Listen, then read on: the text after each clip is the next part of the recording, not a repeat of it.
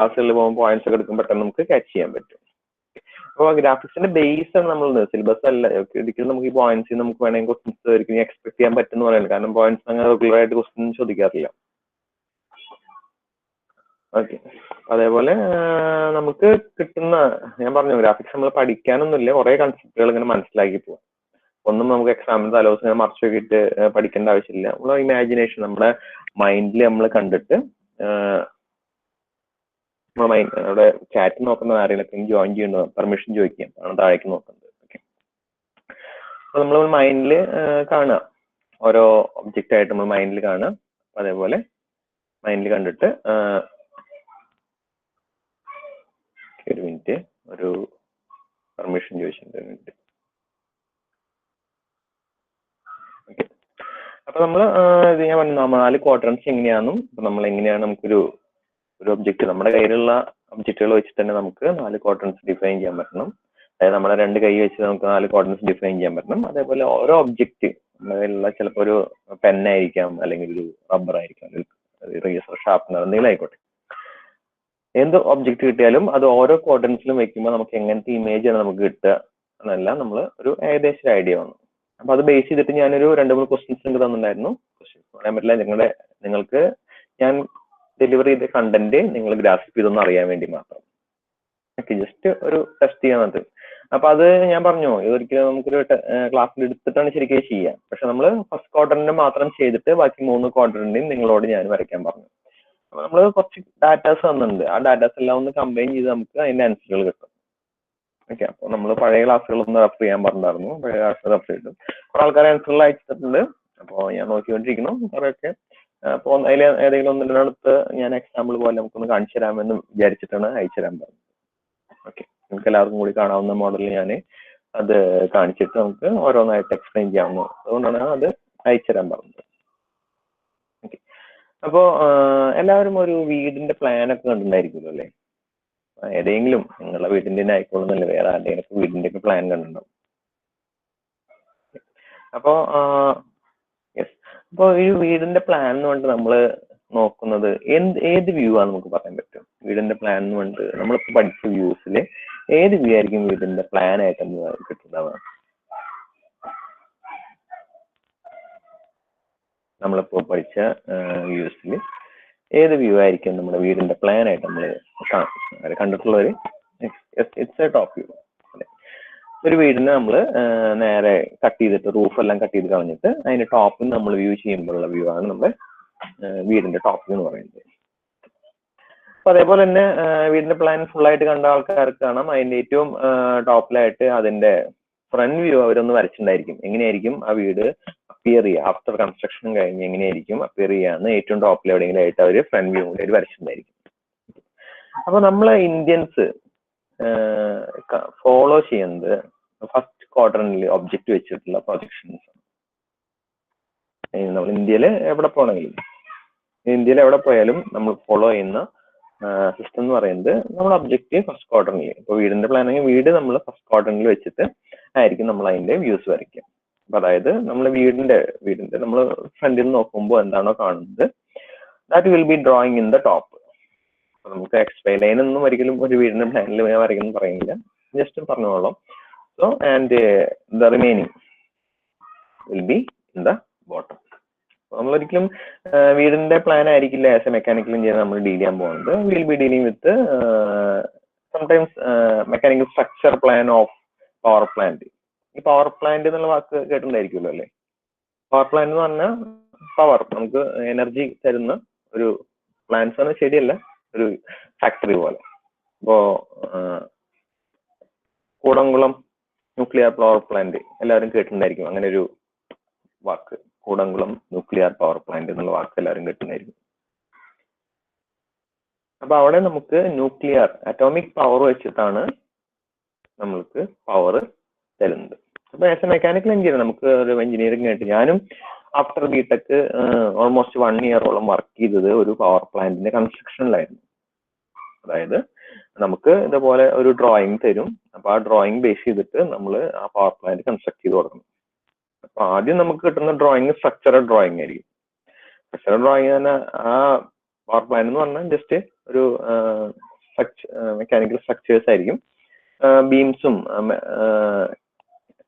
അതായത് മെറ്റൽസിന്റെ ബീമുകൾ വെച്ച് ക്രിയേറ്റ് ചെയ്തിരിക്കുന്ന ഒരു സ്ട്രക്ചർ ആയിരിക്കും ഒരു പവർ പ്ലാന്റ്. അപ്പോൾ ഞാൻ ആദ്യം അതിൽ വർക്ക് ചെയ്തേക്കുന്ന അതിന്റെ സ്ട്രക്ചറൽ വർക്ക്സ് ആയിരുന്നു.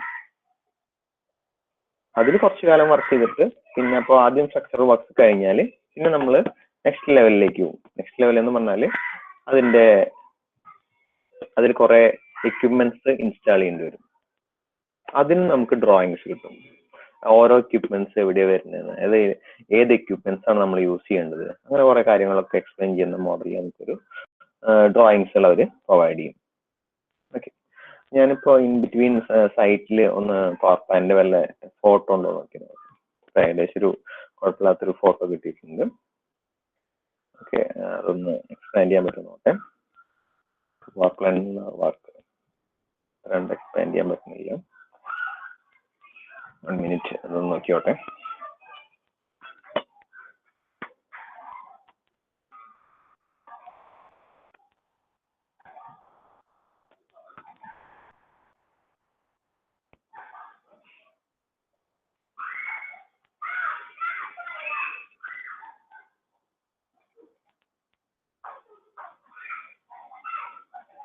അത്ര ഒരു നല്ല ഇമേജ് അല്ല എങ്കിലും നിങ്ങൾക്ക് കാണാവുന്ന മോഡൽ ഞാനൊന്ന് പ്രസന്റ് ചെയ്ത് നോക്കാം. അത്ര നല്ല ഇമേജ് അല്ല എനിക്ക് കിട്ടിയത്. ഓക്കെ, അപ്പോൾ ഇത് ഒരു പവർ പ്ലാന്റ്. ഇപ്പോൾ ഞാനൊക്കെ വർക്ക് ചെയ്ത മോഡൽ ഒരു പവർ പ്ലാന്റ് ഒരു സ്ട്രക്ചറാണ്. നിങ്ങൾക്ക് ഇവിടെ കാണാൻ പറ്റും. ഇതിൽ കൂടുതലും നമുക്ക് മെറ്റൽസിന്റെ ഓരോ കോളംസ് ആണ് കാണുന്നത്. ഇപ്പോൾ വീടൊന്നും ഉണ്ടാക്കുന്ന പോലെ കോൺക്രീറ്റ് അല്ലെങ്കിൽ ബ്രിക്ക് യൂസ് ചെയ്തിട്ടുള്ള വാളുകളോ കോൺക്രീറ്റ് റൂഫോ അങ്ങനെ കാര്യങ്ങളൊന്നും നമുക്കിതിൽ വരില്ല.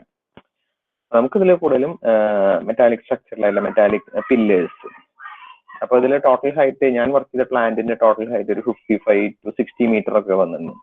അപ്പോൾ ഒരിക്കലും നമുക്ക് ഈ ഫുൾ സ്ട്രക്ചർ ഒരൊറ്റ പീസായിട്ട് അല്ലെങ്കിൽ ഒരു കോളം ഒരു മെറ്റൽ പില്ലറാണ്. ഈ മെറ്റൽ പില്ലറിന്റെ ടോട്ടൽ ലെങ്ത് 50 മീറ്റർ ആണ്. 50 മീറ്റർ തന്നെ അത്ര അറിയാലോ, എല്ലാവരും ഒരു 100 മീറ്റർ റേസ് ഒക്കെ പണ്ട് സ്കൂളിലൊക്കെ പങ്കെടുത്തായിരിക്കും. അപ്പൊ ഈ 50 മീറ്റർ പില്ലർ ഒന്നും ഒരിക്കലും നമുക്കൊരു പീസായിട്ട് വരില്ല. അപ്പൊ എനിക്ക് വന്നത് അതൊരു 4 ഡിഫറെന്റ് പാർട്സ് ആയിട്ടാണ് വന്നിട്ടുണ്ടായിരുന്നത്. അപ്പൊ ആ 4 ഡിഫറെന്റ് പാർട്സും നമ്മൾ അവിടെ പ്ലാനിന്റെ സൈറ്റില് ചൈനയിൽ നിന്നാണ് ഞങ്ങൾക്ക് പാർട്സ് വന്നിരുന്നത്. ചൈനയിൽ നിന്ന് ഷിപ്പിൽ പാർട്സ് വരും, പിന്നെ അത് വലിയ ലോറിയിൽ കൊടുത്തിട്ട് സൈറ്റിൽ ഇട്ടിട്ടുണ്ടായിരിക്കും. അപ്പൊ സൈറ്റിൽ നിന്ന് നമുക്കിതിന്റെ ഒരു ഡ്രോയിങ് തരും. എനിക്ക് ഈ പ്ലാന്റിന്റെ ഒരു ഡ്രോയിങ് അവർ പ്രൊവൈഡ് ചെയ്തു. അപ്പൊ പ്രൊവൈഡ് ചെയ്തപ്പോൾ ഈ ഓരോ പില്ലറിനും അവർ നമ്പർ കൊടുത്തിട്ടുണ്ടായിരിക്കും. ഓരോ പില്ലറിനും അവർ നമ്പർ കൊടുത്തിട്ടുണ്ട്. ഇപ്പൊ ഒരു പില്ലറിന് ഇപ്പോ 10 നമ്പർ കൊടുത്തിട്ടുണ്ടായിരിക്കും. അപ്പോൾ അതേപോലെ തന്നെ ഈ പില്ലർ ഞാൻ പറഞ്ഞു, ഈ പില്ലർ ടോട്ടൽ 50 മീറ്റർ ആണ് ലെങ്ത്. ടോട്ടൽ 50 മീറ്ററുള്ള പില്ലർ അവർക്ക് ഒരിക്കലും 50 മീറ്റർ ആയിട്ട് ഒരിക്കലും ട്രാൻസ്പോർട്ട് ചെയ്യാൻ എളുപ്പമല്ല. നോർമലി അവര് 4 പാർട്സ് അല്ലെങ്കിൽ 3 പാർട്സ് ആയിട്ടാണ് ട്രാൻസ്പോർട്ട് ചെയ്യാറ്. നോർമലി നമുക്ക് വരാറുള്ളത് 13 മീറ്റർ ഓർ 14 മീറ്റർ ലെങ്ത്തിലുള്ള പീസുകളായിട്ടാണ് നമുക്ക് വരാറുള്ളത്. അപ്പോൾ അതേപോലത്തെ 4 പീസായിട്ട് വരും. അപ്പോൾ എനിക്കുള്ള ഡ്രോയിങ്ങിൽ അവർ മാർക്ക് ചെയ്തിട്ടുണ്ടായിരിക്കും 10.1 വന്നിട്ട് ഫസ്റ്റ് പീസിന്, 10.2 വന്നിട്ട് സെക്കൻഡ് പീസ്, 10.3 വന്നിട്ട് തേർഡ് പീസ്. അപ്പോൾ ഓരോ പീസുകളും മാർക്ക് ചെയ്തിട്ടുണ്ടായിരിക്കും. അപ്പൊ ഇതിന് 10.3 എഴുതിയാൽ നമുക്കൊരു നമ്മുടെ കയ്യിൽ ലിസ്റ്റ് ഉണ്ടായിരിക്കും. ആ ലിസ്റ്റിൽ ഈ 10.3 എന്നുള്ള ആ ബീമിന്റെ ആ പീസ് എവിടേക്ക് എടുക്കുന്നതെന്ന് സൈറ്റിൽ യാർഡ് എന്ന് പറയും. കുറെ സാധനങ്ങളൊക്കെ കൊണ്ട് ഡംപ് ചെയ്യുന്ന സ്ഥലം യാർഡാണ്. ആ യാർഡിൽ എവിടേക്ക് എടുക്കുന്നത് നമുക്ക് പോയി തെരഞ്ഞിട്ട് അവിടെ നിന്ന് നമ്മൾ സാധനം എടുത്തു കൊടുത്ത് ഫിറ്റർ കയ്യിൽ കൊടുക്കും. അപ്പോൾ ഫിറ്റർ അതിനനുസരിച്ച് ജോയിൻ ചെയ്തിട്ട് നല്ല സിംഗിൾ പില്ലർ ആക്കി മാറ്റും. പിന്നെ സിംഗിൾ പില്ലർ ക്രെയിൻ വെച്ചിട്ട് നമ്മൾ അതിനെ ഒരു വലിയ സ്ട്രക്ചറായിട്ട് മാറ്റും.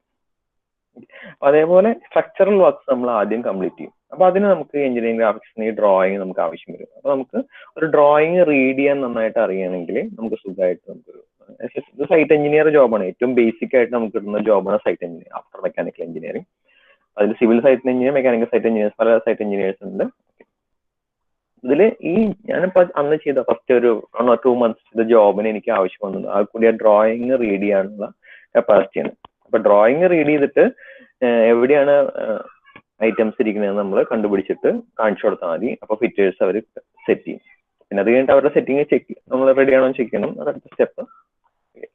അപ്പോൾ ഒരു എഞ്ചിനീയറിംഗ് ഡ്രോയിങ് പഠിച്ചത് നമ്മൾ എന്താണ് ഒരു ജോബിൽ എന്തൊക്കെ വരിക എന്ന് പറയാൻ വേണ്ടി പറഞ്ഞു. അപ്പോൾ ആ കാര്യങ്ങൾ. പിന്നെ ഓക്കെ, അപ്പോൾ നമ്മൾ ഫസ്റ്റ് ആംഗിൾ പ്രൊജക്ഷനാണ് നമ്മൾ കൂടുതലും ഫോളോ ചെയ്യുന്നത്. ഇനി നമുക്ക് നമ്മൾ ഇതുവരെ വരച്ച 4 ക്വസ്റ്റ്യൻ തന്നിട്ടുണ്ടായിരുന്നു അല്ലേ? അപ്പോൾ ഓരോ ക്വസ്റ്റ്യൻ ആയിട്ട് നമുക്ക് സോൾവ് ചെയ്ത് നോക്കാം. നമ്മുടെ ക്വസ്റ്റ്യൻ എന്തൊക്കെയായിരുന്നു ഞാൻ നോക്കട്ടെ. 1 മിനിറ്റ്. 4 ക്വസ്റ്റ്യൻസ് ഉണ്ടായിരുന്നു.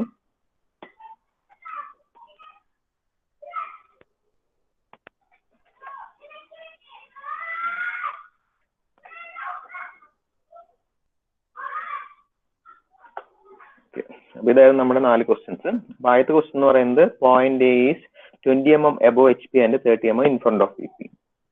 Point A is 20 mm above HP and 30 mm in front of VP. അതായത് നമ്മുടെ ആദ്യത്തെ ക്വസ്റ്റ്യൻ. ഇപ്പോൾ 20 mm above HP and in front of VP, HP യുടെ മുകളിലും VP യുടെ ഫ്രണ്ടിലും. അപ്പോൾ നമ്മുടെ വെർട്ടിക്കൽ പ്ലെയിൻ ഇങ്ങനെ വെച്ചു, ഹൊറിസോണ്ടൽ പ്ലെയിൻ ഇങ്ങനെ വെച്ചു. So it is above HP. അപ്പോൾ ഹൊറിസോണ്ടൽ പ്ലെയിനിന്റെ മുകളിലാണ്, വെർട്ടിക്കൽ പ്ലെയിനിന്റെ ഫ്രണ്ടിലുമാണ്. അപ്പോൾ നമ്മൾ ഏത് ക്വാഡ്രന്റ് ആണോ? It is in the first ക്വാഡ്രന്റിലാണ് നമുക്ക് ഒബ്ജക്റ്റ് വരിക. ആ ക്വസ്റ്റ്യൻ കാരണം നമ്മൾ ഓൾറെഡി ഫസ്റ്റ് ക്വാഡ്രന്റ് ഫുള്ള് ചെയ്തിട്ടാണ് നമ്മൾ അന്ന് സ്റ്റോപ്പ് ചെയ്ത്. അപ്പൊ ആ ക്വസ്റ്റ്യൻ എല്ലാവരും നന്നായിട്ട് ചെയ്തിട്ടുണ്ടാവുമെന്ന് ഞാൻ പ്രതീക്ഷിക്കുന്നു. അപ്പോൾ ഇനി ഞാനും ഒന്ന് വരച്ചു നോക്കാം എങ്ങനെയായിരിക്കും നമ്മുടെ ആ ക്വസ്റ്റ്യന്റെ ആൻസർ വരിക. ഓക്കെ, നമുക്കൊന്ന് വരച്ചു നോക്കാം. So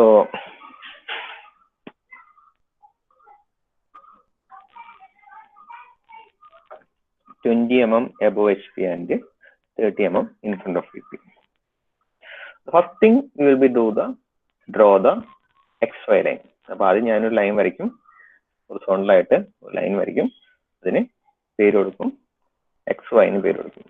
so let be X and Y. നിങ്ങൾക്ക് വിസിബിൾ ആയിരിക്കില്ലല്ലോ. Okay, 1 minute.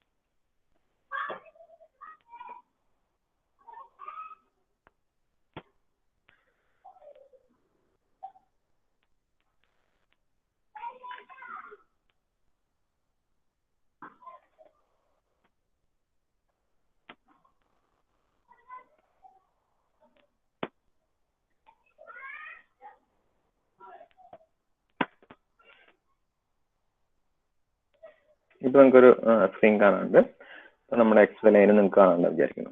ഓക്കെ, അപ്പൊ നമ്മൾ ആദ്യത്തെ സ്റ്റെപ്പ് എന്ന് പറയുന്നത് we will draw the XY line. Okay, and next thing 20 mm above HP. അപ്പൊ നമ്മൾ 4 ക്വാഡ്രന്റ്സ് നമ്മളോട് വരച്ചു നോക്കും, എന്നിട്ട് അത് ഏത് ക്വാഡ്രന്റ്സിലാണ് നമുക്ക് ചെക്ക് ചെയ്യണം. 4 ക്വാഡ്രന്റ്സ്. അപ്പൊ സംശയമുള്ളവര് അവിടെ റഫ് വർക്കിന് നമുക്ക് ഏറ്റവും ലാസ്റ്റ് പേജ് യൂസ് ചെയ്യാം. ലാസ്റ്റ് പേജില് വെർട്ടിക്കൽ പ്ലെയിനും ഹൊറിസോണ്ടൽ പ്ലെയിനും വരച്ചു നോക്കുക. എന്നിട്ട് ഇറ്റ് ഈസ് above HP എന്ന് പറഞ്ഞാൽ ഇതിന്റെ മേലെ, ഈ ഭാഗം ഇൻ ഫ്രണ്ട് ഓഫ്, ഈ ഭാഗം behind. So above and in front of തന്നെ നമ്മുടെ ഒബ്ജക്റ്റ് ഏകദേശം ഈ ഭാഗത്തായിട്ട് വരും. സോ നമ്മൾ പറഞ്ഞിരിക്കുന്ന ഡാറ്റാ സൈൽ മാർക്ക് ചെയ്യും 20 mm above HP, 20 mm above HP and 30 mm in front of VP. 20 above and 30 mm in front of VP തന്നെ ഏകദേശം ഈ ഭാഗത്ത് ഒബ്ജക്റ്റ് വരും. പിന്നെ നമ്മൾ അതിന്റെ ഫ്രണ്ടിൽ നോക്കുമ്പോൾ we got a projection over here and from looking from the top we got a projection over here. ഇനി നമ്മൾ എങ്ങനെ ഇതിനെ പ്രൊജക്ഷൻ കിട്ടും? അപ്പോൾ നമ്മൾ will be rotating the vertical plane and you got a horizontal പ്ലെയിനിലെ പ്രൊജക്ഷൻ നമുക്ക് താഴെ കിട്ടും. Rotating the vertical plane, sorry ഞാൻ വെർട്ടിക്കൽ പ്ലെയിൻ എന്നാണ് പറഞ്ഞത്. Rotating the horizontal plane, horizontal പ്ലെയിനാണ് നമ്മൾ റൊട്ടേറ്റ് ചെയ്യുന്നത്. വെർട്ടിക്കൽ പ്ലെയിൻ അതേപോലെ നിൽക്കും. സോ നമ്മൾ looking from this end, left എൻഡിൽ നിന്നാണ് നമ്മൾ നോക്കുന്നതായിരിക്കും. ലെഫ്റ്റ് എൻഡിൽ നോക്കുമ്പോൾ നമുക്ക് ഫ്രണ്ട് വ്യൂ കിട്ടും. അപ്പോൾ ഹൊറിസോണ്ടൽ പ്ലെയിൻ എത്ര ഡിസ്റ്റൻസ് ആണോ ആ ഡിസ്റ്റൻസ് നമുക്ക് ഇവിടെ മാർക്ക് ചെയ്യാൻ പറ്റും. ഓക്കെ, ഹൊറിസോണ്ടൽ പ്ലെയിൻ നമ്മൾ എത്ര ഡിസ്റ്റൻസിലാണോ ആ ഡിസ്റ്റൻസ് നമ്മൾ ഇവിടെ മാർക്ക് ചെയ്യും. Let it be 20 mm. So the thin line വെച്ചിട്ട് 20 mm ഡിസ്റ്റൻസിൽ നമ്മളൊരു പോയിന്റ് മാർക്ക് ചെയ്യും. And towards downward it is 30 mm. 30 mm measure ചെയ്തിട്ട് നമ്മൾ ഒരു പോയിന്റ് മാർക്ക് ചെയ്യും. നമുക്ക് ലൈൻസ് മാത്രമേ കാണാം, ലൈൻസ് വളരെ തിന്നായിരിക്കണം, പോയിന്റ്സ് മാത്രമാണ് വിസിബിൾ ആവാൻ പാടുള്ളൂ. പോയിന്റ്സ് മാർക്ക് ചെയ്യുമ്പോൾ ജസ്റ്റ് ഇതേപോലെ ജസ്റ്റ് നിങ്ങളുടെ പെൻസിൽ ഉപയോഗിച്ച് ജസ്റ്റ് ഒരു സർക്കിൾ ഒന്നും വരയ്ക്കണ്ട, ജസ്റ്റ് പോയിന്റ് ചെയ്യുക, അത്ര മാത്രം. പോയിന്റ് എന്ന് പറഞ്ഞാൽ പോയിന്റ് ആയിരിക്കണം, നമ്മൾ സർക്കിൾ ആയിട്ട് പോയിന്റ് റെപ്രസെന്റ് ചെയ്യരുത്. അപ്പൊ ഈ ലൈന് വളരെ തിൻ ലൈൻ ആയിരിക്കണം. അതിന് ഞാൻ കളർ മാറ്റി, എനിക്ക് തിൻ ലൈൻ വരയ്ക്കാൻ വേറെ ഓപ്ഷൻ ഇല്ല, കളർ മാറ്റി വരയ്ക്കാൻ മാത്രം ഓപ്ഷൻ ഉള്ളൂ. അപ്പൊ അതുകൊണ്ടാണ് തിൻ ലൈൻ ആയിരിക്കും. ഇതാണ് നമ്മുടെ പ്രൊജക്ഷൻ. ഇനി നമ്മൾ പേര് കൊടുക്കണം. ഫ്രണ്ട് വ്യൂവിന് നമ്മൾ എന്ത് പേര് കൊടുക്കും? വിത്ത് dash term and without dash term, രണ്ട് ഓപ്ഷൻസ് ഉണ്ട്. ഫ്രണ്ട് വ്യൂവിന് ഒന്ന് ഡാഷുള്ള ടേംസ്, ടോപ്പ് വ്യൂവിന് ഡാഷ് ഇല്ലാത്ത ടേംസ്, അങ്ങനെ രണ്ട് പേര് കൊടുക്കാം. ഫ്രണ്ട് വ്യൂവിന് നമ്മൾ എപ്പോഴും ഡാഷ് ഉള്ള ടേംസ് വെച്ചിട്ടാണ് പേര് കൊടുക്കുക. നമ്മൾ ക്വസ്റ്റ്യനിൽ പറഞ്ഞിരിക്കുന്നത് പോയിന്റ് എ എന്നാണ് പറഞ്ഞിരിക്കുന്നത്. പോയിന്റ് എ എന്ന് പറഞ്ഞുകൊണ്ട് അതിന്റെ ഫ്രണ്ട് വ്യൂവിന് ഞാൻ എ ഡാഷ് എന്ന് പേര് കൊടുക്കും. And it's top view will be A. രണ്ട് പേരുകൾ കൊടുത്തു. ഇനി അപ്പോൾ നമ്മുടെ ഡ്രോയിങ്സ് കംപ്ലീറ്റ് ആയി. പക്ഷെ ഈ ഡ്രോയിങ് റീഡ് ചെയ്യുന്ന ആൾക്ക്, ഈ ഡ്രോയിങ് വേറെ ആൾക്ക് നമ്മൾ പ്രൊവൈഡ് ചെയ്തു. അപ്പൊ അയാൾക്ക് ഈ ഡ്രോയിങ് റീഡ് ചെയ്യുന്ന ആള്, ആ റീഡ് ചെയ്യുന്ന ആൾക്ക് ഈ ഡ്രോയിങ് കണ്ടിട്ട് മനസ്സിലാവുന്നില്ല. ഫസ്റ്റ് ക്വാഡ്രന്റ് മനസ്സിലായി, ബട്ട് എത്ര ഡിസ്റ്റൻസിലാണെന്നൊന്നും മനസ്സിലാവുന്നില്ല. അപ്പൊ ആൾക്ക് മനസ്സിലാവുന്ന മോഡൽ നമുക്ക് കുറച്ചും കൂടിയും ഈ ഡ്രോയിങ്ങിൽ കണ്ടൻസ് ആഡ് ചെയ്യാണ്ട്. അങ്ങനെ ആഡ് ചെയ്യാൻ കണ്ടൻസ് ഡയമെൻഷൻസ് എന്ന് പറയും. അപ്പോൾ നോക്കുന്ന ആൾക്ക് ഇത് എച്ച് പിന്ന് എത്രയാണ് വി പിന്ന് എത്രയാണെന്ന് മനസ്സിലാവണമെങ്കിൽ അതിന് ഡയമെൻഷൻസ് അതിൽ മാർക്ക് ചെയ്യണം. ഓക്കെ, അടുത്ത സ്റ്റെപ്പ് നമ്മൾ ഡയമെൻഷൻസ് മാർക്ക് ചെയ്യുന്നതാണ്. ഓക്കെ, അപ്പൊ നമ്മൾ ഡയമെൻഷൻസ് മാർക്ക് ചെയ്യാൻ വേണ്ടിയിട്ട് എന്താണ് റെഫറൻസ് ലൈൻ വെച്ചിട്ട് എല്ലാ ഡയമെൻഷൻസും മാർക്ക് ചെയ്യാം. ടോപ്പിൽ നിന്ന് ഒരു ഹൊറിസോൺ, വളരെ തിന്നായിട്ടുള്ള ഹൊറിസോൺ ലൈൻ മാർക്ക് ചെയ്യും. ആൻഡ് വിൽ മാർക്ക് ഇറ്റ് രണ്ട് ഏരോ മാർക്ക് വെച്ചിട്ട് നമ്മൾ ഡയമെൻഷൻസ് മാർക്ക് ചെയ്യും. ടു ഏരോ മാർക്ക്, ഇവിടെ ഒരു ഏരോ മാർക്ക് മാർക്ക് ചെയ്യും, ഇവിടെയും ഒരു ഏരോ മാർക്ക് മാർക്ക് ചെയ്യും. And we will be using here it is given 20 mm above HP. അങ്ങനെയുള്ള ക്വസ്റ്റ്യൻ എന്താണ്? So we will be writing it as 20 mm. So നമ്മൾ right ചെയ്യും എഴുതുമ്പോൾ ഇതേപോലെ ഞാനിപ്പോൾ എഴുതിയപോലെ എഴുതുമ്പോൾ റഫായിട്ട് എഴുതി മാത്രം നീറ്റായിട്ട് എഴുതുന്നു പറയില്ലേ ചിലർ. അപ്പൊ നീറ്റായിട്ട് എഴുതാൻ വേണ്ടിയിട്ട് നമ്മൾ ഈ 20 എന്നുള്ളത് കുറച്ച് ഭംഗിയായിട്ട് എഴുതും. കറക്റ്റ് എക്സ് ലൈന് പാരലായിട്ട് 20 mm എക്സ് ലൈന് പാരലായിട്ട് നമ്മൾ എല്ലാ റൈറ്റും ഇങ്ങനെ പിടിച്ചിട്ട് റീഡ് ചെയ്യുന്ന ആൾക്ക് ഒരിക്കലും നമ്മൾ ഒരിക്കലും ഇങ്ങനെ 20 mm എന്ന് എഴുതിയാൽ വായിക്കാൻ ഒരു സുഖം ഉണ്ടായിരിക്കില്ല. സോ ഇതാണ് നമ്മൾ ഡ്രോയിങ് റീഡ് ചെയ്യുന്ന പൊസിഷൻ. അപ്പൊ ആ റീഡ് ചെയ്യുന്ന പൊസിഷന് പാരലായിട്ടായിരിക്കണം നമ്മുടെ എല്ലാ റൈറ്റിങ്സും. അപ്പോ ഏരോ ഹെഡ് എങ്ങനെ വന്നു കുറച്ചുകൂടി ഭംഗിയായിട്ട് വരയ്ക്കാൻ പറ്റും. അപ്പൊ നമുക്ക് നോക്കാം. അടുത്ത ഡയമെൻഷൻ നമുക്ക് മാർക്ക് ചെയ്യാം. സെക്കൻഡ് ഡയമെൻഷൻ നമ്മൾ ഇവിടെ എക്ക് പാരലായിട്ടുള്ള ലൈൻ വരച്ചു. ആൻഡ് ഒരു ഡയമെൻഷൻ ലൈൻ എവിടെയാണോ ഫസ്റ്റ് ഡയമെൻഷൻ ലൈൻ വരച്ചത് അതിന്റെ താഴെ തന്നെ പരമാവധി വരയ്ക്കാൻ നോക്കുക. ഇപ്പൊ ഇതിലാകെ രണ്ടെണ്ണുള്ളൂ. ചില ഡ്രോയിങ്സ് വരുമ്പോൾ നമുക്ക് 3, 4, 5 ഡയമെൻഷൻ മാർക്ക് ചെയ്യാം. അപ്പൊ എല്ലാം ഒരേ ലൈനിൽ മാർക്ക് ചെയ്യാൻ പറ്റിക്കോണമെന്നില്ല. നമ്മൾ ഡ്രോയിങ് നീറ്റ് ആയിട്ട് കാണണമെങ്കിൽ എല്ലാ ഡയമെൻഷൻസും ഒരു ലൈനിലായാൽ വളരെ നന്നായിരിക്കും. സോ ഞാൻ നെക്സ്റ്റ് ഡയമെൻഷൻ മാർക്ക് ചെയ്യുന്നത് ഇതിന്റെ നേരെ അടിയിൽ തന്നെയായിരിക്കും നെക്സ്റ്റ് ഡയമെൻഷൻ മാർക്ക് ചെയ്യുന്നത്. സോ ഏരോ ഹെഡ് കുറച്ച് ഭംഗിയാക്കാൻ വേണ്ടിയിട്ട് ഏരോ ഹെഡിനെ കുറച്ച് സ്റ്റൈലിഷ് ആക്കാൻ വേണ്ടിയിട്ട് ഒരു ക്ലോസ് ട്രയാങ്കിൾ ആയിട്ട് ഞാൻ ഏരോ ഹെഡിനെ റെപ്രസെന്റ് ചെയ്തു.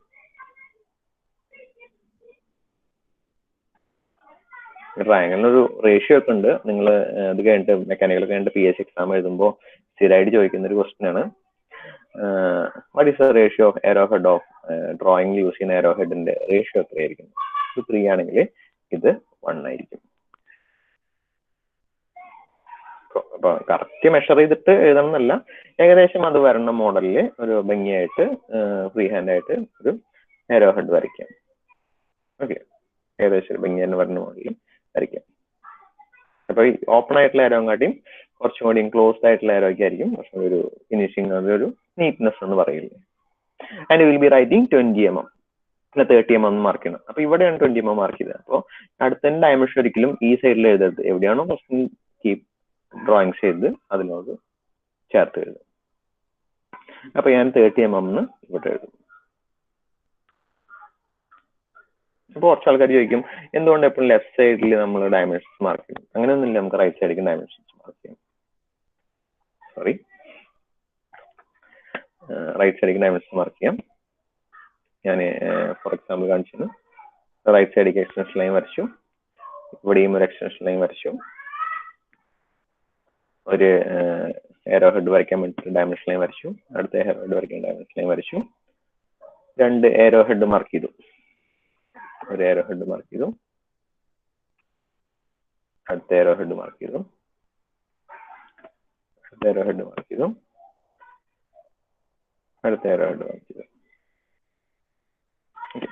അപ്പൊ ഇതിൽ ഞാൻ 30 ഒന്ന് ലെഫ്റ്റ് സൈഡിൽ എഴുതിയത്.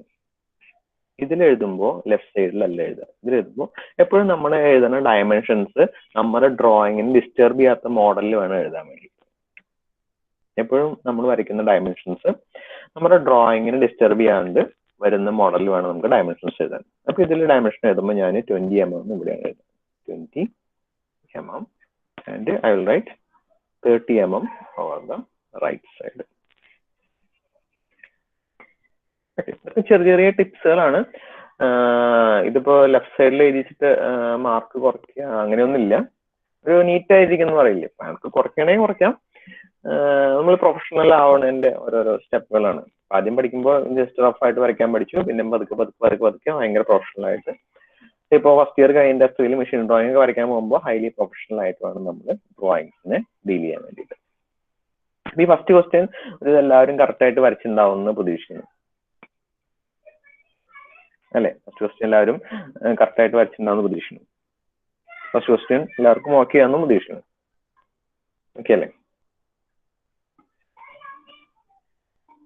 ഓക്കെ, അപ്പൊ നമുക്ക് നമ്മുടെ സെക്കൻഡ് ക്വസ്റ്റ്യൻ നോക്കാം.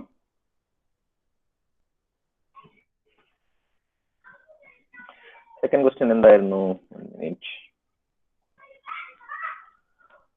So here is our second question. Point B is 25 mm above HP and 35 mm behind VP. Point B 25 mm above HP and 35 mm behind VP. Okay, വീണ്ടും നമുക്ക് നമ്മുടെ ഡ്രോയിങ്സിലേക്ക് തിരിച്ചു പോവാം. Point B is 25 mm above HP and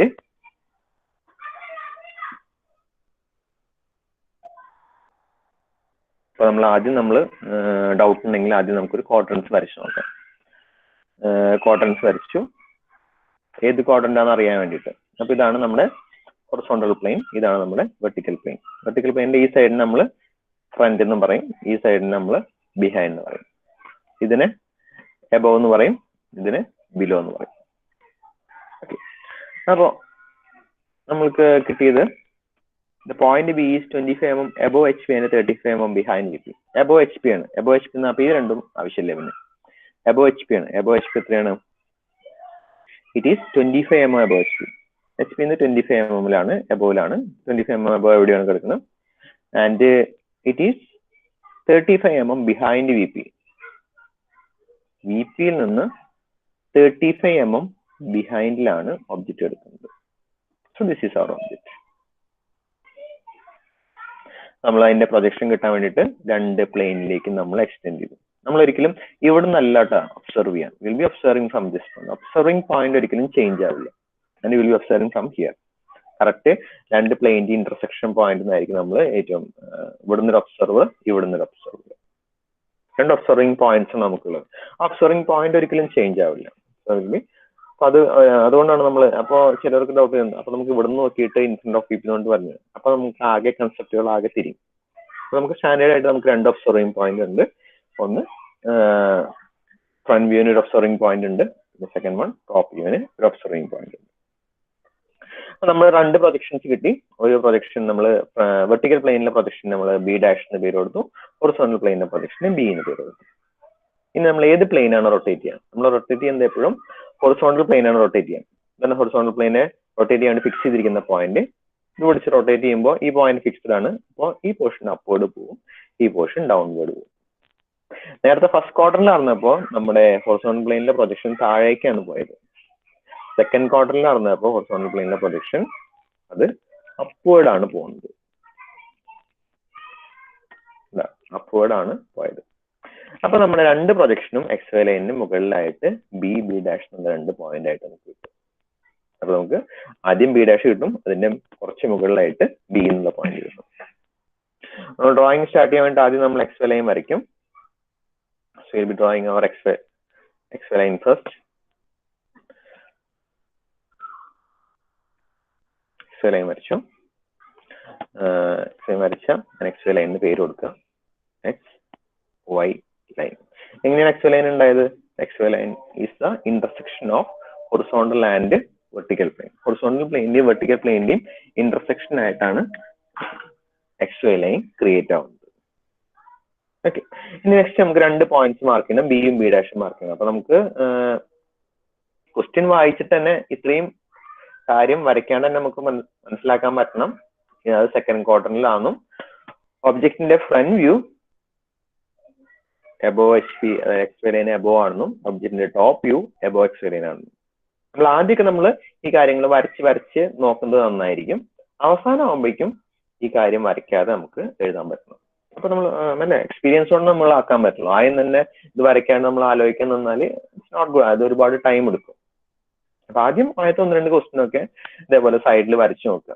എന്നിട്ട് എങ്ങനെയാ projection വന്നതെന്ന് നോക്കിയിട്ട് last മാത്രം ഫൈനൽ ഡ്രോയിങ് മാത്രം നീറ്റായിട്ട് വരയ്ക്കാം. നമുക്ക് 2 പ്രൊജക്ഷൻസ് കിട്ടി. 2 പ്രൊജക്ഷൻസ് കിട്ടിയിട്ട് ആ പ്രൊജക്ഷൻ കിട്ടിയപ്പോൾ ഒരെണ്ണം ബിയും ഒരെണ്ണം ബി ഡാഷും. അപ്പോൾ ആദ്യം ബി ആണ് വന്നത്. B is 25 mm above H P ആണ്. അപ്പൊ ഞാൻ ഒരു ബേസ് പോയിന്റ് എടുത്തു. ബേസ് പോയിന്റ് 25 mm എബോവില് ഒരു പോയിന്റ് മാർക്ക് ചെയ്തു.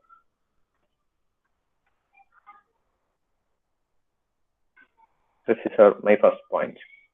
അപ്പൊ എബോവ് എച്ച് പിന്ന് മുകളിലായിട്ട് കാണുമ്പോ എച്ച് പി നമ്മുടെ അപ്പൊ ഞാൻ പറഞ്ഞിരുന്നു നിങ്ങളുടെ വീട്ടിലെ ക്ലോക്ക് വെർട്ടിക്കൽ വാളിൽ ഹാങ് ചെയ്തിട്ടുണ്ട്. അത് ഫ്ലോറിന് അത്ര ഡിസ്റ്റൻസിലാണെന്ന് നമുക്ക് കാണണമെങ്കിൽ നമ്മൾ അതിന്റെ ഫ്രണ്ടിലൊന്നും തന്നെ നോക്കണം. അതിന്റെ ഒരിക്കലും അതിന്റെ ചോടെ പോയിരുന്നത് താഴ്ന്ന അതിന്റെ ഏറ്റവും ടോപ്പിൽ പോയി നോക്കിയാൽ നമുക്ക് ഒരിക്കലും ആ ക്ലോക്കിന്റെ ഡിസ്റ്റൻസ് നമുക്ക് കാണാൻ പറ്റില്ല.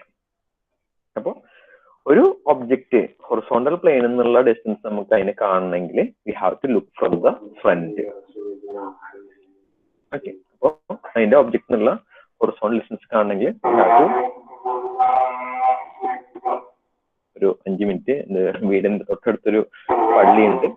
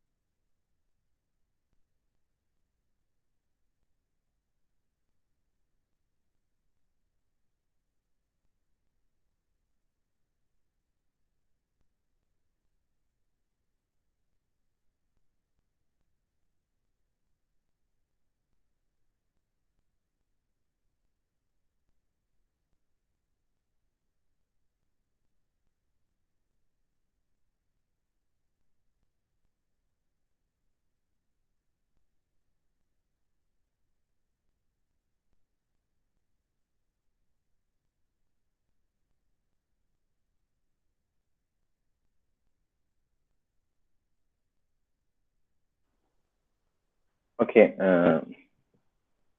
ചെറിയൊരു ഓക്കെ. അപ്പൊ നമ്മൾ അതിന്റെ പോയിന്റ്സ് മാർക്ക് ചെയ്തു. Ananthu T V joining now, ഇപ്പോഴാണ് ജോയിൻ ചെയ്യുന്നത്. ഓക്കെ, അനന്തു ഉറങ്ങായിരിക്കും. അനന്തു ഇപ്പോഴാണോ നെറ്റ് കിട്ടിയത് എന്താ അറിയില്ല, എന്തെങ്കിലും ആയിക്കോട്ടെ. നമ്മൾ ആദ്യത്തെ പോയിന്റ് മാർക്ക് ചെയ്തു. It is 25 mm above HP. And second point is given as it is 35 mm in front of VP ആയിരുന്നു. നമ്മൾ പ്ലെയിൻ റൊട്ടേറ്റ് ചെയ്തപ്പോൾ അതും XY ലൈനിന് മുകളിലായിട്ട് പോയി. അപ്പൊ നമ്മൾ സെക്കൻഡ് പോയിന്റ് മാർക്ക് ചെയ്യുമ്പോൾ so will B again drawing on the same line. Starting ഒറിജിനിൽ നിന്ന് 35 mm എബോവിൽ നമ്മൾ അടുത്ത പോയിന്റ് മാർക്ക് ചെയ്യും. 25 പോയിന്റ് മാർക്ക് ചെയ്തു. സെയിം ലൈനിൽ 35 mm എബോവിൽ നമ്മൾ will be drawing another point. 2 points നമ്മൾ മാർക്ക് ചെയ്തു. ഫസ്റ്റ് പോയിന്റും സെക്കൻഡ് പോയിന്റും. So first we have seen the object is 25 mm above HP. അപ്പോൾ HP എന്നുള്ള ഡിസ്റ്റൻസ് നമ്മൾ കാണുന്നത് എപ്പോഴും ഫ്രണ്ട് വ്യൂവിലായിരിക്കും. നമ്മൾ അതിനെ എന്ത് പേര് കൊടുക്കും? B ഡാഷ് ഓർ B എന്ന് പേര് കൊടുക്കാം. അപ്പോൾ നമുക്ക് ഫ്രണ്ട് വ്യൂവിൽ കാണുന്ന ഒബ്ജക്റ്റിനെ എപ്പോഴും നമ്മൾ ഡാഷുള്ള ടേംസ് നമ്മൾ യൂസ് ചെയ്യാം. സോ നമ്മൾ ഒബ്ജക്റ്റിന്റെ പേര് ക്യാപിറ്റൽ B ആയതുകൊണ്ട് നമ്മൾ അതിന്റെ ഫ്രണ്ട് വ്യൂവിൽ കാണുന്ന പ്രൊജക്ഷനെ will be naming it as B dash. And for the top view, we'll be naming it as B. And for the top view, we'll be naming it as B. നമ്മുടെ objective കഴിഞ്ഞിട്ടില്ല. So we'll be drawing its dimensional lines. So first dimensional line will be here, and the second dimensional line will be here. അപ്പോൾ ഈ കേസിൽ dimension mark ചെയ്യുമ്പോൾ ഒരു കാര്യം ശ്രദ്ധിക്കാണ്ട്, നമ്മൾ സാധാരണ ഒരെണ്ണത്തിന്റെ മേലെ ഡയമെൻഷൻ മാർക്ക് ചെയ്യാൻ ആദ്യത്തെ ഡയമെൻഷൻ ഞാനിവിടെ 25 mm മാർക്ക് ചെയ്തു. അടുത്ത ഡയമെൻഷൻ എനിക്ക് 35 mm എന്നാണ് മാർക്ക് ചെയ്യുന്നത്. അപ്പൊ ഞാൻ പറഞ്ഞു നമ്മൾ മാക്സിമം ഡയമെൻഷൻ ലൈൻസ് എല്ലാം സെയിം ലൈനിൽ മാർക്ക് ചെയ്യുന്നത്. അപ്പൊ എനിക്ക് സെയിം ലൈനിൽ ഒരിക്കലും 35 mm ഡയമെൻഷൻ ഇവിടെ എനിക്ക് മാർക്ക് ചെയ്യാൻ പറ്റില്ല. കാരണം ഓൾറെഡി ഇവിടെ 25 ഉണ്ട്. അപ്പൊ അതിന്റെ മേലെ എനിക്ക് വേണമെങ്കിൽ ഒരു 10 mm കൊണ്ട് മാർക്ക് ചെയ്യാൻ പറ്റുള്ളൂ. അത് ഒരു സ്റ്റാൻഡേർഡ് മെത്തേഡ് അല്ല. കാരണം നമുക്ക് തന്നിരിക്കുന്ന ഡയമെൻഷൻ 35 mm ആണ്. അപ്പൊ ഡ്രോയിങ് റീഡ് ചെയ്യുന്ന ആൾക്ക് പെട്ടെന്ന് ക്യാച്ച് ചെയ്യാൻ പറഞ്ഞത് 35 mm. അല്ലാണ്ട് ഒരിക്കലും അയാൾക്ക് അത് 25 + 10 ആഡ് ചെയ്തിട്ട് ക്യാച്ച് ചെയ്യണമെന്നല്ല അതിന്റെ പ്രോപ്പർ മെത്തേഡ്. ഡയമെൻഷൻ അതിൽ തെറ്റിയെന്നല്ല ഞാൻ പറയുന്നത്, പ്രോപ്പർ മെത്തേഡ്. ഓക്കെ. അപ്പൊ അതെടുത്ത ഡയമെൻഷൻ മാർക്ക് ചെയ്യുമ്പോൾ ഒന്നെങ്കിൽ നമ്മൾ കൂടുതലും ലാർജർ ഡയമെൻഷൻസ് ഔട്ട്വേർഡ് വരുന്ന മോഡലിലായിരിക്കും നമ്മൾ മാർക്ക് ചെയ്യേണ്ടായിരിക്കും. അപ്പൊ ഇതിൽ ഞാൻ സെക്കൻഡ് ഡയമെൻഷൻ 35 mm എന്നുള്ള ഡയമെൻഷൻ ഒരിക്കലും ഇവിടെ മാർക്ക് ചെയ്യില്ല, കുറച്ച് ലെഫ്റ്റിലേക്ക് മാറിയിട്ട് മാർക്ക് ചെയ്യും. ഒരിക്കലും ഒരു ഡയമെൻഷൻ ലെഫ്റ്റ് സൈഡും അടുത്ത ഡയമെൻഷൻ റൈറ്റ് സൈഡും ആയിട്ട് മാർക്ക് ചെയ്യരുത്. എപ്പോഴും നമ്മൾ ഡയമെൻഷൻ എല്ലാം ഏതെങ്കിലും ഒരു സൈഡിൽ മാത്രം മാർക്ക് ചെയ്യാം. അതുപോലെ മാർക്ക് ചെയ്യുമ്പോൾ ടുവേർഡ്സ് ലെഫ്റ്റ് മൂവ് ചെയ്യും തോറും നമ്മൾ ഡയമെൻഷൻ ഇപ്പോൾ ലാർജർ ഡയമെൻഷൻ മാർക്ക് ചെയ്യും. ഇതിൽ 25 ആണ് ചെറുത്, 35 ലാർജർ. അപ്പൊ ലാർജർ ലെഫ്റ്റിൽ വരുന്ന മോഡൽ അല്ലെങ്കിൽ റൈറ്റിലേക്ക് പോവാണെങ്കിൽ എക്സ്ട്രീം ഔട്ടർ എഡ്ജിൽ ലാർജർ ഡയമെൻഷൻസ് വരുന്ന മോഡൽ നമ്മുടെ ഡയമെൻഷൻസ് പ്ലാൻ ചെയ്യാം. ഓക്കെ.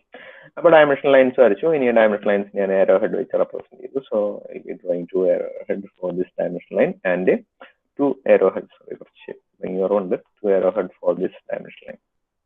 പേപ്പറിൽ വരയ്ക്കാൻ അത്ര സുഖമില്ല, ഇതിൽ വരയ്ക്കാൻ, അതുകൊണ്ടാണ്. അപ്പോൾ ഞാൻ വരച്ചാല് വീണ്ടും ഒരു നീറ്റ്നെസ് കുറവ് ഞാൻ വരുത്തി. എന്താണ്, ഞാൻ വരച്ച ഒരു ഈ എക്സ്റ്റൻഷൻ ലൈൻ എൻ്റെ ഈ ഡയമെൻഷൻ ലൈന് കട്ട് ചെയ്ത് പോയി. അതൊരു നല്ല പ്രാക്ടീസ് അല്ല. സോ അപ്പൊ ഞാൻ ആ ഡയമെൻഷൻ ലൈൻ മാറ്റി കളയും. എനിക്ക് അത്ര എക്സ്റ്റൻഷൻ ലൈൻ അത്ര ആവശ്യമില്ല. So I will be using extension line up to this. ഇതുവരെ എനിക്ക് എക്സ്റ്റൻഷൻ ലൈൻ യൂസ് ചെയ്യേണ്ട ആവശ്യമില്ല.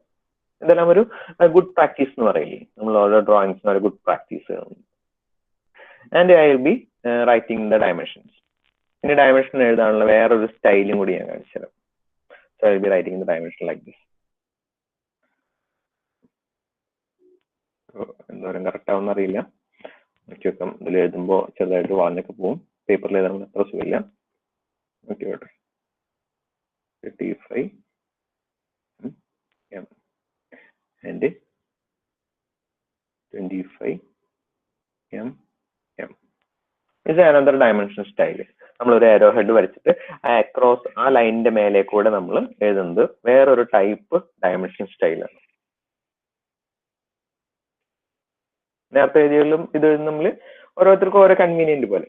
അപ്പൊ നമ്മൾ ഒരു ഡ്രോയിങ് ആണ് വരയ്ക്കുമ്പോൾ അതിലത്തെ എല്ലാതും ഒരേപോലെ തന്നെ ഫോളോ ചെയ്യാൻ ശ്രമിക്കുക. ഒരു ഡ്രോയിങ് വരയ്ക്കുമ്പോൾ അതിലെല്ലാതും ഒരേ ടൈപ്പ് ഡയമെൻഷൻസ് ഫോളോ ചെയ്യാൻ നോക്കുക. അപ്പൊ കുറച്ചെണ്ണം ഇതുപോലെ വെർട്ടിക്കൽ എഴുതി, കുറച്ചെണ്ണം ഹൊറിസോണ്ടൽ എഴുതി, അതൊക്കെ ഒരു ഡ്രോയിങ്ങിന്റെ നീറ്റ്നെസ്സിനെ ബാധിക്കും. ഓക്കെ, നമുക്ക് അടുത്ത ക്വസ്റ്റ്യനിലേക്ക് പോവാം. നമ്മുടെ തേർഡ് ക്വസ്റ്റ്യൻ ആണ്. നമുക്ക് അടുത്ത ക്വസ്റ്റ്യനിലേക്ക് പോവാം.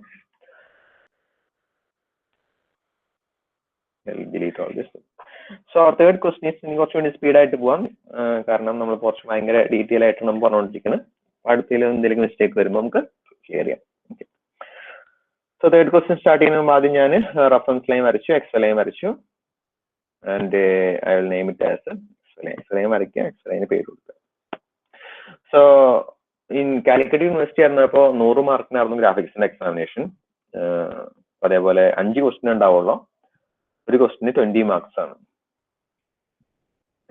അപ്പോ മാർക്ക് ഡിസ്ട്രിബ്യൂഷൻ വരുമ്പോൾ എക്സ് ലൈൻ വരച്ച 2 മാർക്ക് എന്ന ഡിസ്ട്രിബ്യൂഷൻ വരും. അപ്പോ ഒന്നും അറിയാത്തവര് ഒരു 5 എക്സ് ലൈൻ വരച്ചേക്കും. പക്ഷെ അങ്ങനെ എക്സ് ലൈൻ മാത്രം വരച്ച് വെച്ചാൽ 10 മാർക്ക് കിട്ടുന്നില്ല. ജസ്റ്റ് ഒരാളെ ഒരു ഫെയിലിയറിന്റെ ബ്രിമ്മിൽ നിൽക്കുകയാണ്, ഒരു എക്സ് ലൈന് മാർക്ക് ഇട്ടാൽ പാസ്സാവും. അങ്ങനത്തെ സിറ്റുവേഷൻ ഉണ്ടെങ്കിൽ മാത്രമാണ് നമ്മൾ അതിന് മാർക്ക് കൊടുക്കുള്ളൂ.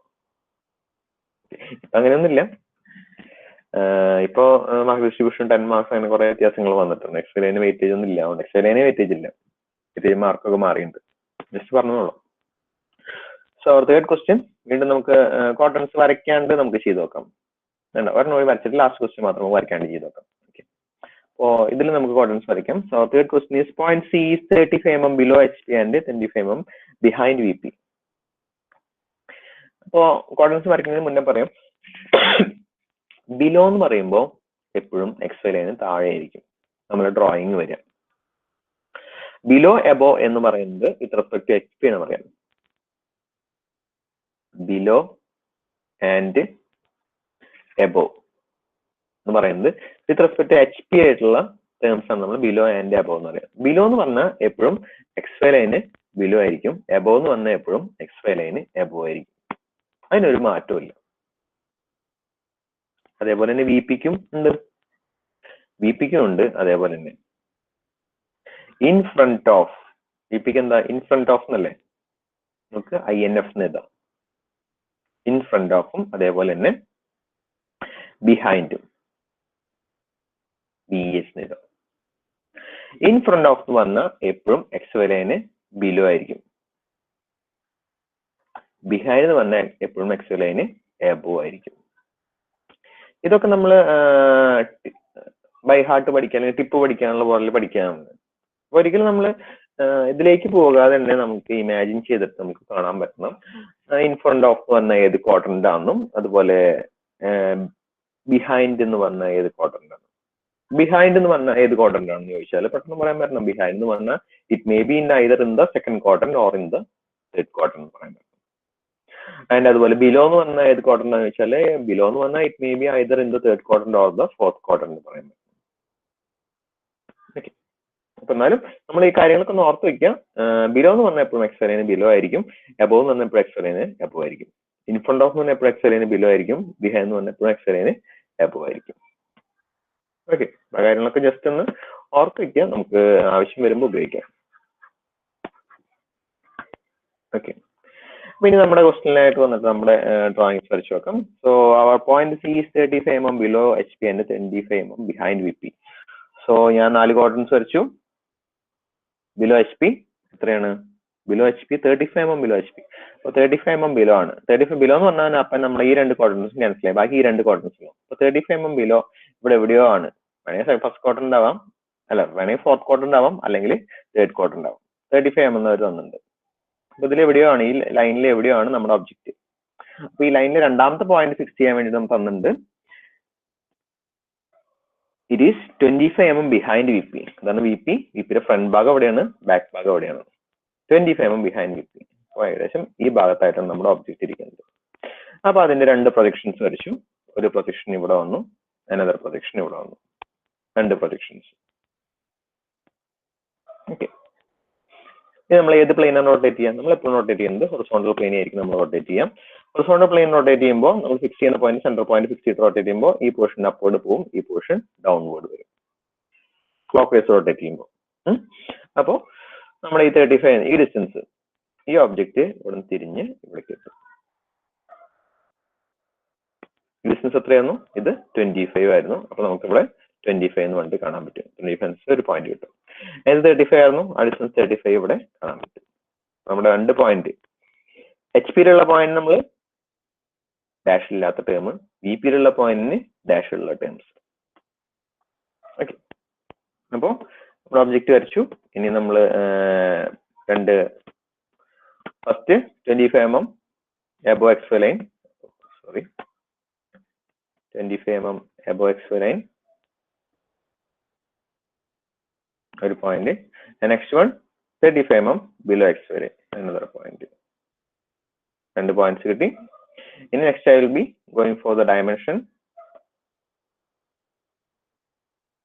സോ ഡയമെൻഷൻ ലൈൻസ്, ഒരു ഡയമെൻഷൻ ലൈൻ ഇവിടെ, ഒരു ഡയമെൻഷൻ ലൈൻ താഴെ, These are called extension lines, and this is called the dimension line. വളരെ വളരെ തിന്നായിട്ട് വരയ്ക്കാൻ പാടുള്ളൂ. ഇതിലിപ്പോ ഈ വരച്ച ലൈനിൽ എക്സ് ലൈൻ ആയിരിക്കണം തമ്മിൽ തിക്നെസ് ഉണ്ടാവുന്നത്. അപ്പൊ നമുക്കൊരു പെട്ടെന്ന് ഡ്രോയിങ് നോക്കിയാൽ എക്സ് ലൈനും 2 പോയിന്റും മാത്രമേ കാണാൻ പാടുള്ളൂ. പിന്നെ വേണമെങ്കിൽ നമ്മുടെ പ്രിന്റ് ചെയ്തിട്ടുള്ള 20 mm എന്നുള്ള വാല്യൂസ് അങ്ങനെ കാണും. ഓക്കെ, വളരെ തിൻ ലൈൻസ് യൂസ് ചെയ്തിട്ട് വേണം വരയ്ക്കാൻ വേണ്ടിയിട്ട്. ആൻഡ് 2 arrow head വെച്ചിട്ട് കംപ്ലീറ്റ് ചെയ്യും.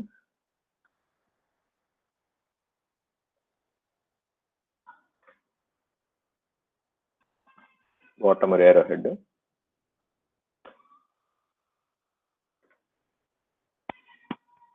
and we will be writing the dimensions 35 mm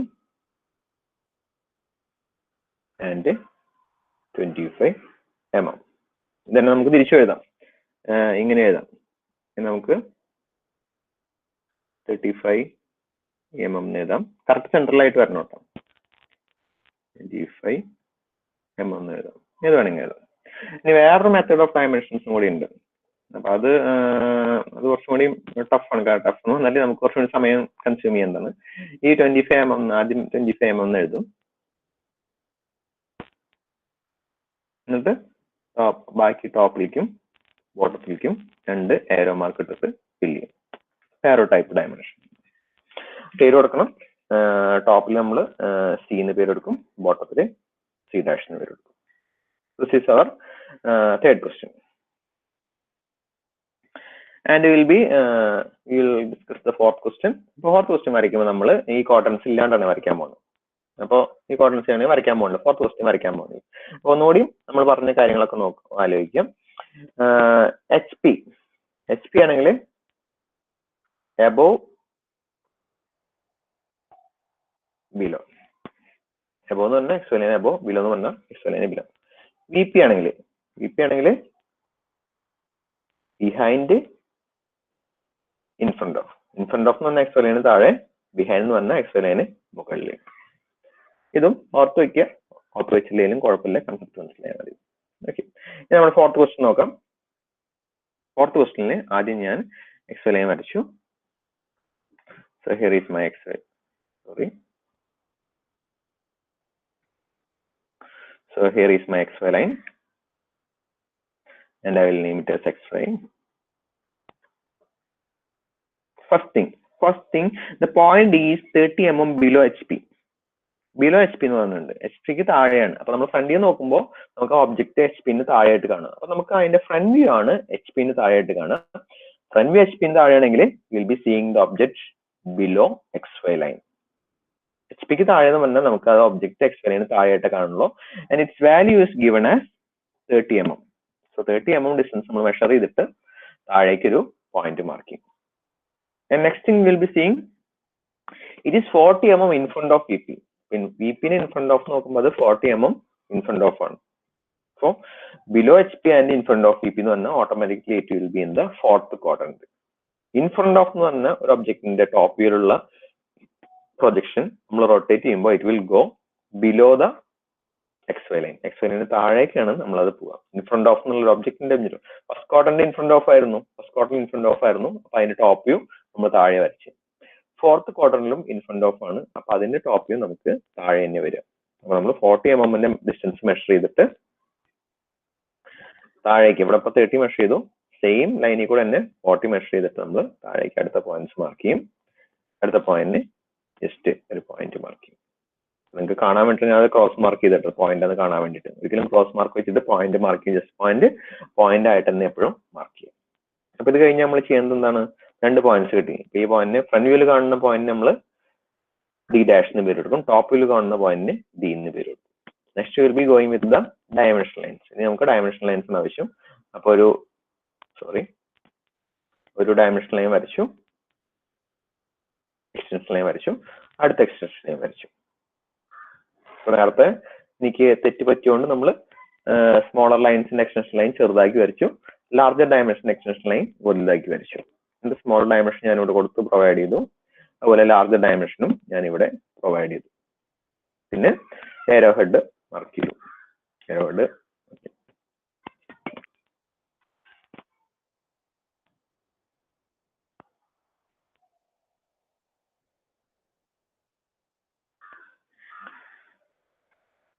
അതിന്റെ ഡയമെൻഷൻ ഇത് 30 mm തന്നുണ്ട്. So I be writing 30 mm. So visible അല്ല അല്ലേ? ഡയമെൻഷൻ ലൈൻസ് ഇത്ര വിസിബിലിറ്റി മതി കേട്ടോ. ഇപ്പോഴാണ് അതിന് കറക്റ്റ് ആയിട്ടുള്ള കളർ കിട്ടിയത്. ഡയമെൻഷൻ ലൈൻസ് ഇത്ര വിസിബിലിറ്റി മതി. എൻ്റെ ഐ ബി പ്രിന്റ് ചെയ്ത് ഇത്ര വിസിബിലിറ്റി ആയിക്കോട്ടെ. ഇതിൽ വേണമെങ്കിൽ ഒരു കാര്യം കാണിച്ചു തരാം.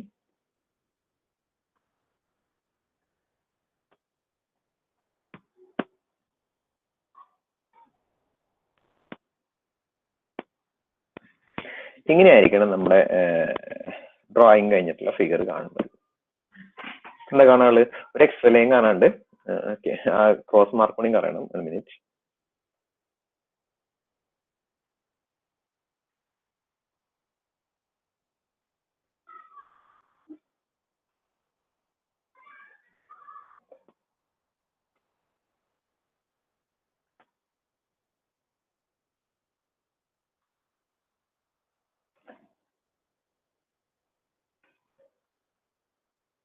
ഓക്കെ, ഇത്രയാണ് നമ്മളൊരു പെർഫെക്റ്റ് ഡ്രോയിങ്ങിൽ കാണാൻ പാടുള്ളൂ.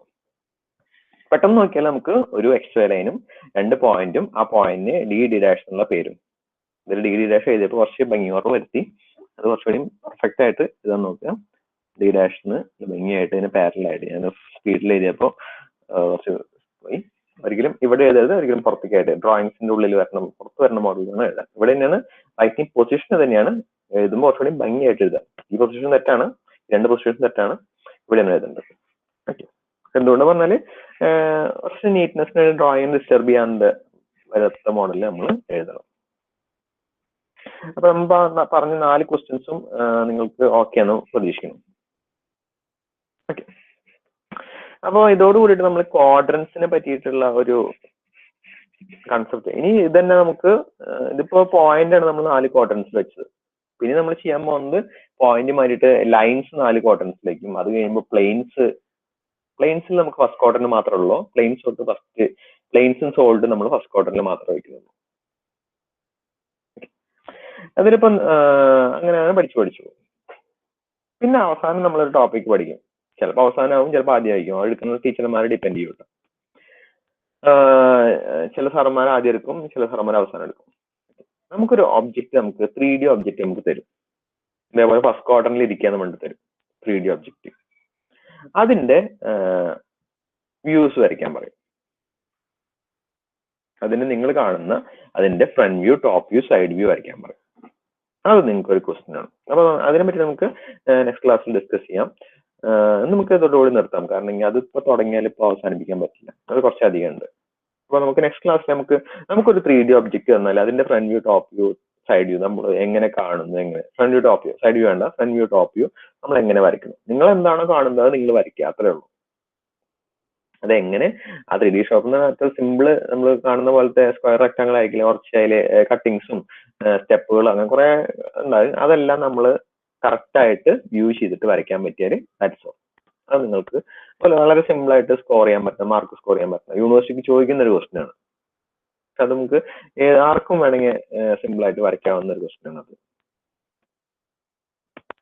ഓക്കെ, അപ്പൊ നമുക്ക് അതിനെ പറ്റി നമുക്ക് നെക്സ്റ്റ് ക്ലാസ്സിൽ നമുക്ക് നോക്കി വെക്കാം. ഇന്ന് നമുക്ക് ഇതോട് കൂടിയിട്ട് നമുക്ക് നിർത്താം. ഇപ്പൊ 4 ക്വസ്റ്റ്യൻ എക്സ്പ്ലെയിൻ ചെയ്തത് അത് അന്ന് ഒരു സാർ കാണിച്ചു തന്നായിരുന്നു. ഓക്കെ, അലക്സ് സാർ ചിലപ്പോൾ ക്ലാസ് എടുക്കുമ്പോൾ പറഞ്ഞിട്ടുണ്ടായിരിക്കും. ഓക്കെ, അത് ശരിക്കും യൂണിവേഴ്സിറ്റി ക്വസ്റ്റ്യൻ ആണ്. നമുക്കൊരു തരും, എന്ത് തരും? നമുക്കൊരു 3D ഒബ്ജക്റ്റ് തരും. ആ 3D ഒബ്ജക്റ്റ് വന്നിട്ട് നമുക്ക് അതിന്റെ നിങ്ങൾ എന്താണ് ഫ്രണ്ടിൽ നിന്ന് കാണുന്നത്? അലക്സ് സാർ അല്ല, ജസ്റ്റിൻ സാർ. ഓക്കെ, മനസ്സിലായി. ജസ്റ്റിൻ സാർ എന്ന് പറഞ്ഞാൽ ഞാനൊക്കെ ബിടെക്കിന് പഠിക്കുമ്പോൾ ജസ്റ്റിൻ സാറ് ക്ലാസ്സിൽ വന്ന് ആദ്യം ചെയ്യുന്നത് ക്ലാസ്സിൽ എന്തെങ്കിലും ഒബ്ജക്റ്റ് സാറ് കൊണ്ടുവരും. ചിലപ്പോൾ കൊണ്ടുവരും, ചിലപ്പോൾ അവിടെ വല്ല പൊടി എന്ന് പറഞ്ഞാൽ ഇങ്ങനെ സംസാരിക്കാൻ വേണ്ടി അതിന്റെയൊക്കെ നിങ്ങൾ കാണുന്നത് എന്താണ് അത് വരയ്ക്കാൻ പറയും. ഓക്കെ, 3D 2D ആയിട്ട് വരയ്ക്കുന്നത്. അപ്പൊ അതിനെ കുറച്ച് നമുക്ക് റഫ് ആയിട്ടൊന്ന് വരച്ചു നോക്കാം. പിന്നെ അതിന്റെ സിസ്റ്റമാറ്റിക് മെത്തേഡുകൾ, നമുക്ക് സ്ഥിരമായിട്ട് ചോദിക്കുന്ന കുറച്ച് ഷേപ്പുകൾ ഉണ്ട്, അതൊക്കെ നമുക്കൊന്ന് നെക്സ്റ്റ് ക്ലാസ്സുകളിൽ വരച്ചു നോക്കാം. അപ്പോൾ ഫ്രൈഡേ നമുക്ക് ഇതുപോലെ വരയ്ക്കാൻ വേണ്ടി പ്രിപ്പയർ ചെയ്തിട്ട് പെൻസിലും സ്കെയിലൊക്കെ വെച്ചിട്ട് ഇരിക്കാം. പെൻസിൽ, സ്കെയിൽ, റബ്ബറൊക്കെ വെച്ചിട്ട് നമുക്ക് ഇരിക്കാം. അപ്പോൾ ഫ്രൈഡേ നമുക്ക് റിയൽ ടൈം ആയിട്ടൊന്ന് വരച്ചു നോക്കാം. ഓക്കെ, അപ്പം നമുക്ക് സ്റ്റോപ്പ് ചെയ്താലോ? ഓക്കെ അല്ലേ? ഓക്കെ, അപ്പോൾ താങ്ക് യു. നമുക്ക് ഫ്രൈഡേ കാണാം.